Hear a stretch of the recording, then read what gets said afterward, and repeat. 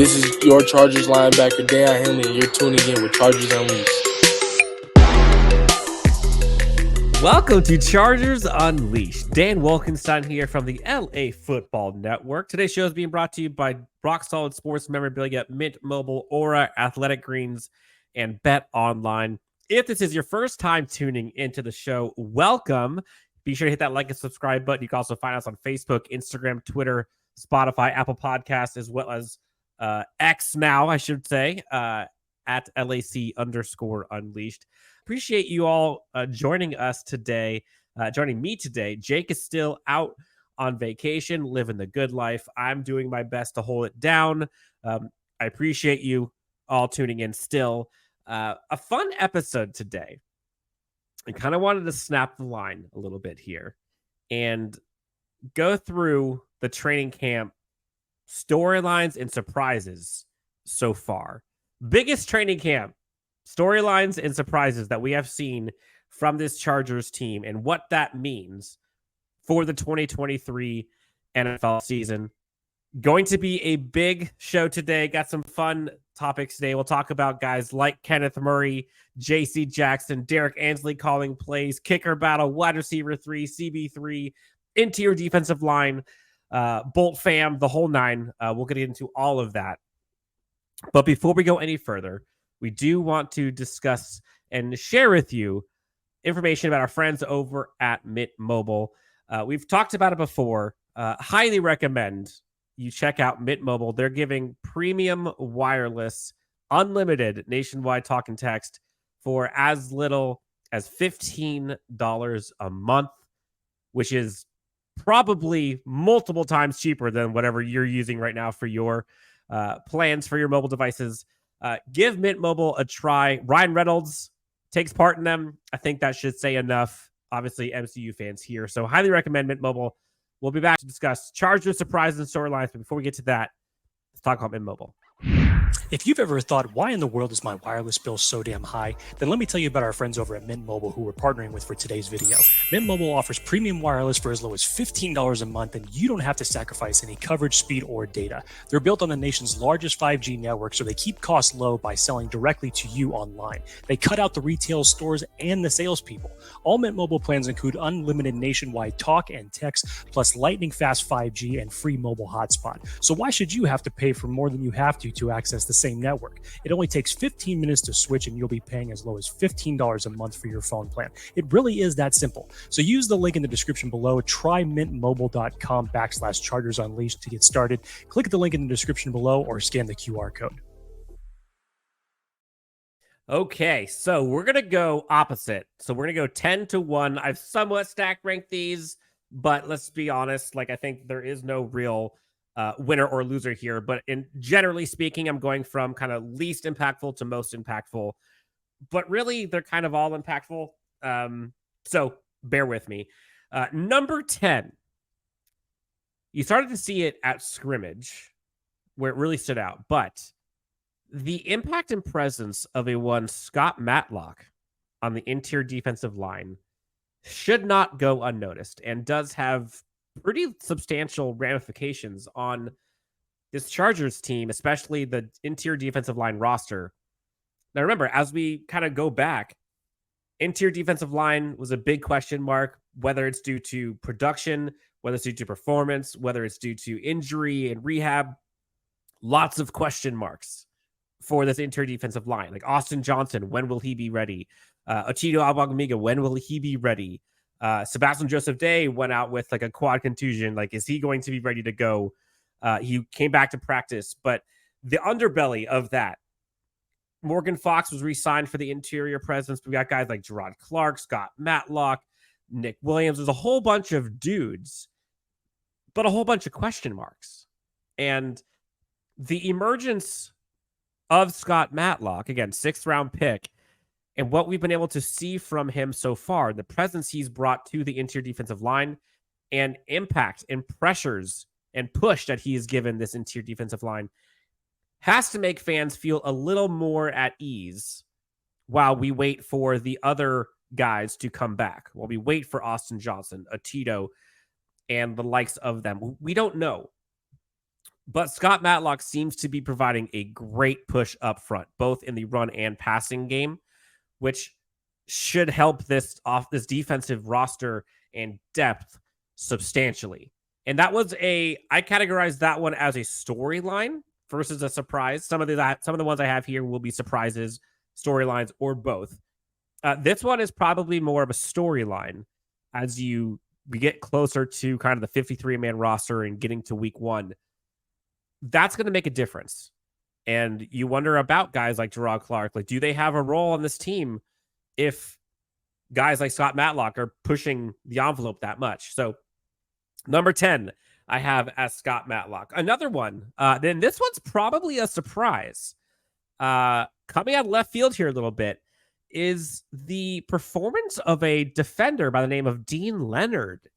Now, a lot of people haven't really talked about him much, and we've seen him last year, carved out a role for himself on special teams. I've been out at camp for, I think it's been 4 days now. Deane Leonard has been making some plays. Now, he's gotten beat. Don't get me wrong. He's not perfect.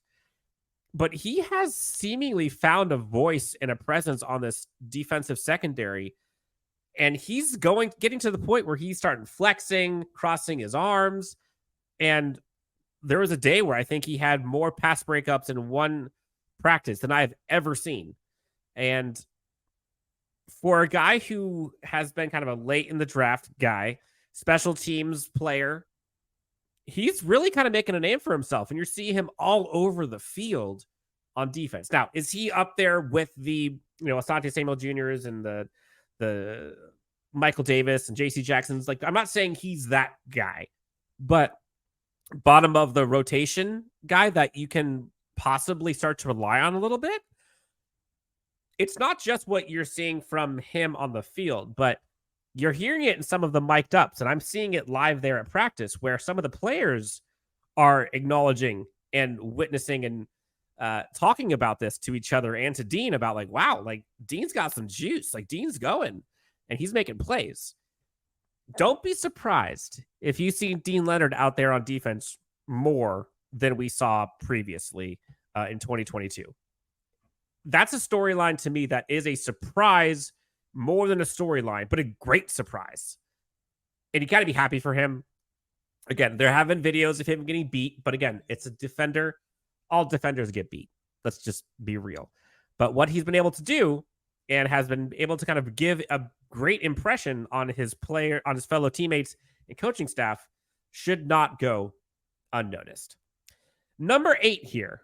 We heard this last week at the press conference that I was in, but Derrick Ansley was discussed by one head coach, Brandon Staley, of given the ability and the privilege to actually call defensive plays in the preseason games, at least in the first one. I do not remember Ronaldo Hill ever getting a chance to call any plays in any game at any time. I think this goes to show the impression and the influence and the talent of Derrick Ansley and how much this team has bought into him and how much Brandon Staley trusts him and these players trust him and fight for him. For him to get the ability to call plays on defense during preseason, when historically it has only been Brandon Staley and always been Brandon Staley, it's his defense.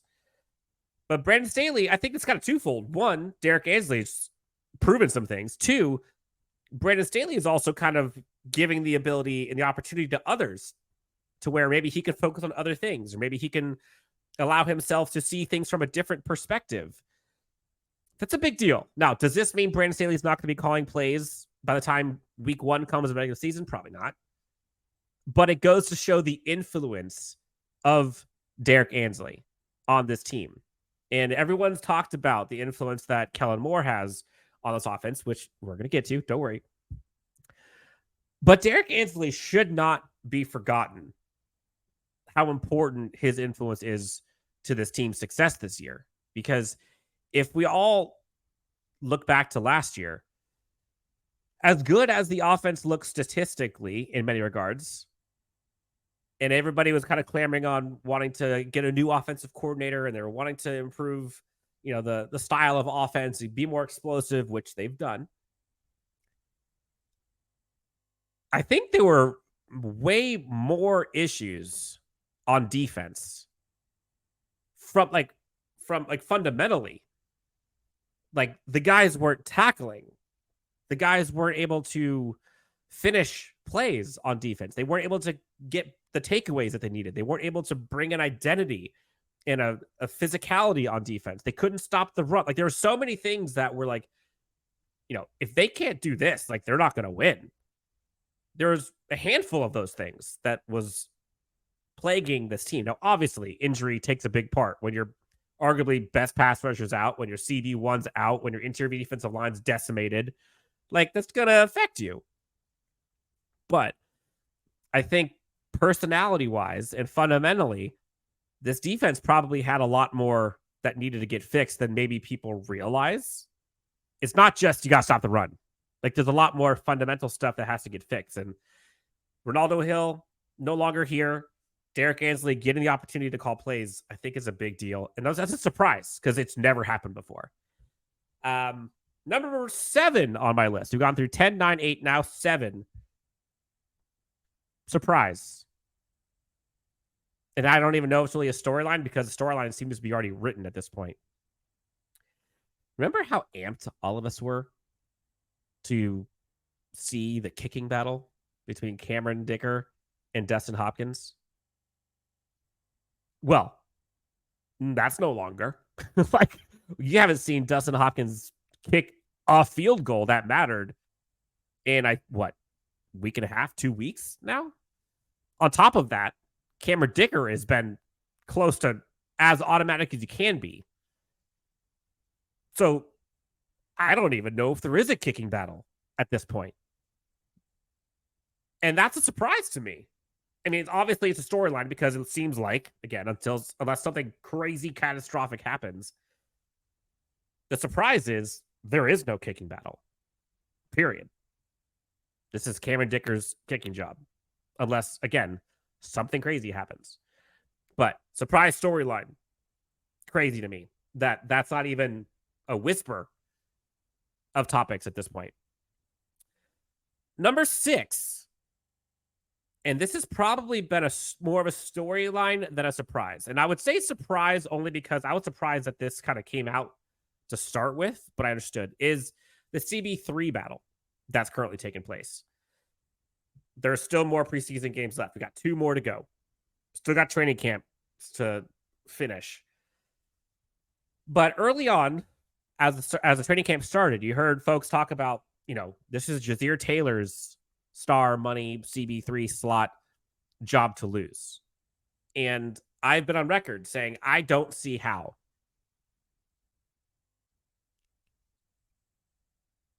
Then you go watch what Asante Samuel Jr. has been doing. Arguably the most productive secondary player on this team in camp. I think he's had 4 interceptions. Asante Samuel Jr. is not letting go of that spot. At least if he can control it. And Asante Samuel Jr. has shown nothing that leads me to believe that he deserves to not be that slot star money defender. Now, again, there are pros and cons to both of him and Jazir Taylor, which have been well documented. Don't need to go into that again. But in pass protection instances, when they need to cover receivers or tight ends, I want Asante Samuel Jr. out there. I want him doing that. I want him doing that more than I want Jazir Taylor out there. Now, if it's a run defense or more possibility of it being a run play, I can see Jazir Taylor. But if I'm wanting a star money slot corner that will give me the best chance to cover the opponent's weapon in coverage, I'm picking Asante Samuel Jr. So storyline so far has been Jazir Taylor's job to lose, and then Asante Samuel Jr. seemed like he's taking it. Now, Things could change. We'll see. But that's a storyline. And I think that's going to have a lot of impact. And you're going to see, as you fast forward into preseason game number 2, 3, into the regular season, there'll be ramifications of that on both sides. For example, if you see, a run play and Asante Samuel Jr. missed the tackle, everyone's going to be up in arms. Why wasn't Jazir Taylor out there? And then the next series, Jazir Taylor could be out in coverage. And then let's say the receiver catches it on him. Oh, Asante Samuel Jr., he totally would have been able to, stop that from happening. Like, that's going to be nitpicked all season. But it's a storyline that I think I'm probably most impressed with the resolve and with how Asante Samuel Jr. has taken this challenge, risen, and produced, period. And right now, it's his job, in my opinion, for that role. So we'll see. Something to keep an eye on. Number 5 storyline for me is, Lord Almighty, does this wide receiving core look fantastic? We've seen this wide receiving core for years, and we know what we get with Mike Williams and Keenan Allen. Like, that's been a pretty constant, and we understand that. And then you added Josh Palmer, who has been balling so far at camp. Then Quentin Johnston is brought in to this team, and he has been balling as a rookie so far in camp. Then you have the perspective and possibility of a Jalen Guyton returning. Then you add a Darius Davis, fastest player in college football, at least recorded by GPS last year, added to this team. These guys have looked excellent. And then you add on top of that the fact that Keenan Allen looks better than I have seen him look in years. Mike Williams looks fantastic. Josh Palmer looks like he has stepped up. Quentin Johnston looks like he's the truth. Justin Herbert's already called this guy a star. And then you added John Hightower as a possible guy that makes the team, which we're going to get to John Hightower. Don't you worry. The wide receiving core on this team right now, I honestly cannot recall a time that this receiving core has looked better and deeper than right now. Folks in the comments, find me a time that the wide receiving core has looked this good and this deep since you've covered, watched, been a fan of, scrutinized this team. And then when you watch that translated onto the football field, and then you imagine like what that could look like on Sundays and on Thursdays and on primetime games. And then you just think of how different it looks than it did last year when all these guys are out and injured or not there. And you got an injured quarterback throwing to him. The story, it's not a surprise, but seeing it materialize in person, how damn good this wide receiving core is. I can't think of many other teams that top to bottom, again, going the entire depth chart, wouldn't swap their depth chart of wide receivers for the Chargers. Again, take out contracts. I'm just talking purely talent. They're up there, and it's made it look damn exciting to cover the team during training camp and preseason. So wide receivers for me has been a huge storyline, and just noticing how different it looks than a year ago. I mean, think about it. Compared to last year, everybody's talking about this team needs speed. Insert John Hightower being utilized. Insert Quentin Johnston. Insert, hopefully, a healthy Jalen Guyton. Insert a Darius Davis. That's possibly 4 new receivers added to this roster that were not there last year, other than Jalen Guyton, but he was only there for a couple games. That's 4 guys that have been added to this roster. as weapons for Justin Herbert and Kellen Moore. Which leads me to my number 4 storyline. Or number 4 on this list as a storyline. Explosive plays is a huge storyline. And this is one that we heard it talked about at nauseum, at length. And you hoped that it was true. You hoped that it would come true. You heard it talked about like last year, 2 years ago, when Brandon Staley talked about throwing the effing ball down the field. And this is with Joe Lombardi as the offensive coordinator. And for many reasons, that didn't happen enough in years past. They go and get Kellen Moore. And everybody starts to kind of look at how the offense could look versus what it looked like in Dallas and the weapons and the comparisons and all that jazz. Training camp starts. Everyone's like, please stretch the field. Show me something. Show me a rainbow or two from Justin Herbert. And wouldn't you know it, uncorked, unleashed, Justin Herbert throwing bombs all over the field to everyone. Equal opportunity lender is a one Justin Herbert. You're seeing Quentin Johnston 50-yard plus. Mike Williams 50-yard plus. Keenan Allen catching bombs. Gerald Everett seam routes in the middle of the field. Donald Parham, Josh Palmer, John Hightower. So many guys are seeing the explosiveness. And it is probably the word that is being utilized the most when these players, coaching staff, everyone covering the team looks for what has changed and what should we look forward to in this offense under Kellen Moore than what we saw a year ago. Explosion, more explosive plays. When we talked to Rashawn Slater on the episode, day one of training camp, he mentioned it. Mike Williams has mentioned it. Keenan Allen has mentioned it.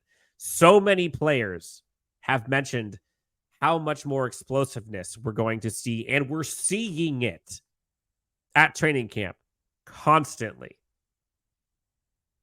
How much that is going to translate and how much that is going to make the life of Justin Herbert and honestly everybody on this team easier cannot go unnoticed. The defense will be able to pin their ears back more because his offense is probably going to be scoring.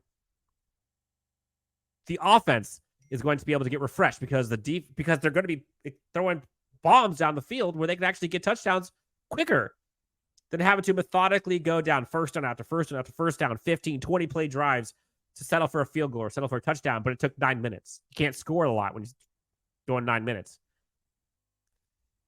Taking shots, being explosive, letting Justin Herbert do his thing. Like, I think the explosiveness, using his legs, so many things that we were begging for this team to have and to be added to the roster.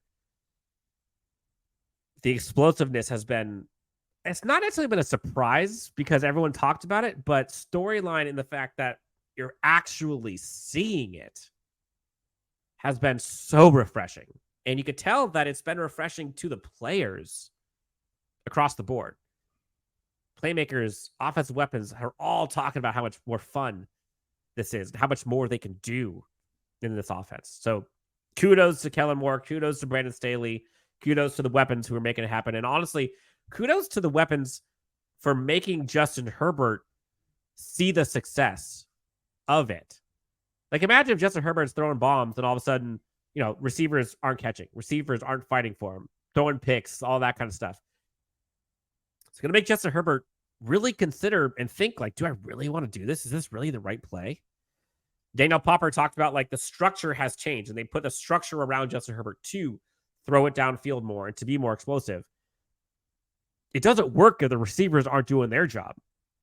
And so far, it's paid off in spades. And so that's a storyline. Not really a surprise, but you're just so excited and so grateful that it actually came true. Third one, surprise. We're up to top 3 now. Surprise and storyline. Can you believe that JC Jackson's back? And not just like back with the team, not just back in pads, but back in doing what JC Jackson does, like locking down opposing wide receivers, tight ends. doing drills, in pads, in scrimmage, like the whole nine. JC Jackson seems to be on the road to being ready to go week 1. Now, who knows? But all signs point to JC Jackson being ready for this way earlier, than we all envisioned. And the ramifications of that have been well documented. We don't have to get into it, but the number of ways that influences this team's success from a roster standpoint, from a performance standpoint, from a depth perspective, from a morale perspective, from a health and recovery perspective, from a training camp, like just so many things that this does for the team and enables the defensive scheme to be altered drastically than if he was not on the team ready to go. Number 3, JC Jackson. Number 2, and we're getting to the ones that are most of a surprise or the biggest of the storylines that we've seen so far. Number 2 and number 1, you could probably flip. You could say 1A, 1B. But I'm going to go with John Hightower as probably, if not the biggest, again, 1A, 1B, biggest surprise of training camp to date has been John Hightower. And it's not close. John Hightower's name was never discussed in the possibilities of who could be, the wide receiver 6. Everybody was talking about Pokey Wilson, myself included. Obviously, Jalen Guyton is kind of the incumbent. But what John Hightower has been forcing everyone to do has been nothing short of remarkable. And it makes you question, like, where the hell was this last year? Why wasn't this there last year? And, whether it's Justin Herbert's injury or whatever, who knows? What John Hightower has done during training camp so far has been absolutely bananas. Daniel Popper kind of highlighted it. Second most catches on the entire team. That's more than Quentin Johnston. That's more than Mike Williams. That's more than Josh Palmer. 27 catches, second most among all Chargers receivers during camp so far. 8 touchdowns. That's more than 25% of his catches have been touchdowns. The next closest touchdown haul is Keenan Allen with 3. And 4 of his 8 touchdowns have been for 50 plus. Pair what John Hightower has been doing, not just with the explosive plays, but like with the nuance, his hands, his footwork, his feel for the game, getting open, finishing, short yardage, long yardage, red zone, deep balls. I think I mentioned this before, but what's probably most telling about this is it has made the Jalen Guyton injury and not seeing him on the field and concern kind of a distant memory. Like right now, let's say John Hightower is healthy. We don't see anything from Jalen Guyton during the preseason, training camp, still on the PUP. Is there any question that John Hightower makes the 53-man roster? None. Absolutely none. He has to. And then you go further than that. Let's say Jalen Guyton comes back. Then what? Jalen Guyton is returning from a pretty bad injury. Is he the same guy? What does he have to prove? And what needs to happen for Jalen Guyton to then take back that spot? Because I genuinely think this is John Hightower's spot to lose at this point. Even if Jalen Guyton comes back. Which sounds crazy. Nobody thought about this. This is why this is so surprising. And it's also surprising how much he and Justin Herbert seem to gel right now. And the chemistry that those two have, where he's targeting him more than every other receiver, any other playmaker, not named Keenan Allen. There's stock in that. And so, by far, to me, 1A, 1B. Again, we'll get to 1B in a second here. John Hightower's emergence and his performance and his consistency and his finishing has been arguably the surprise of Chargers training camp so far. Now, again, 1A, 1B. We've talked about a bunch of things, and you'll probably realize the name that has not been mentioned yet.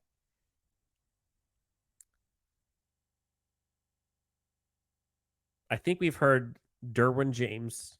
We've heard Derrick Ansley, Eric Kendricks, Brandon Staley. I know I'm forgetting names. Unsolicited, we have heard Kenneth Murray Jr.'s name come up countless times. In my opinion, this is the biggest surprise of camp so far. He and John Hightower tie. You try not to get your hopes up. You try to temper your expectations because we've seen this story before. He's been a guy that people have penciled in as, all right, this is the year that Kenneth Murray shows it. This is the year that he can stay healthy. This is the year that it clicks for him mentally. And then training camp goes on, and then regular season goes on, and it just doesn't. This training camp, you have seen more confidence from Kenneth Murray. You have seen more production from Kenneth Murray in run stuff, sacks. You've seen more ability from Kenneth Murray to diagnose in a much faster pace. You've seen his teammates kind of rally behind him. You've seen him get more physical. You've seen the altercations, quote unquote. I don't even know if you call altercation a scuffle, if you will, with Gerald Everett. You saw it with the running backs during one of the drills. Everyone's talked about what Kenneth Murray looks like. The dude's a specimen, an athletic freak. What he can do athletically is insane. But can he do it on the football field? So far, more often than not, the answer's been no. This preseason, huge. This training camp so far, he has. Sebastian Joseph Day talked about the difference of what he's seen from Kenneth Murray last year to this year. Derrick Ansley has talked about how important and how much he wants to have two stud linebackers, mirroring the likes of what we saw from the Niners back in the day. Theoretically, they have one in Eric Kendricks. Could Kenneth Murray Jr. somehow bring it all together and this be the year that it clicks for him? Could it be? Could it be? If it is, holy bleep. Talk about impact on the run game, impact in coverage in the middle of the field. You cannot discuss how impactful and how much this would mean to this Chargers defense if they can have a weak link removed, so to speak. Now, honorable mention in this top 10 list is Alohi Gilman. And I don't necessarily want to say it's a surprise or a storyline, more so one than the other. But honorable mention, I'm giving to Alohi Gilman. And he deserves his flowers. He has taken what he did last year and has continued it on to this season. And there are impacts. I'll give you that. But I don't think anybody questioned if Alohi Gilman was going to be on this team. In what capacity? Sure. All these other names, I think, have been bigger questions or surprises. Now, you could argue Alohi Gilman's success so far during training camp and his instincts have continued, which has been great. A very pleasant surprise. But I don't know if it's a surprise. It's probably a little surprise. So let's call it a top 11. Fine. Alohi Gilman's in that list as well. But if you were to compare the two between him and Kenneth Murray Jr., which one are you more surprised is doing well so far at training camp? It's Kenneth Murray in a landslide. Can Kenneth Murray continue this? Can we see it? Will we even see him in training camp, in preseason games 2 and 3? Should we? I don't know. Like, are we worried about health? There's a lot of questions.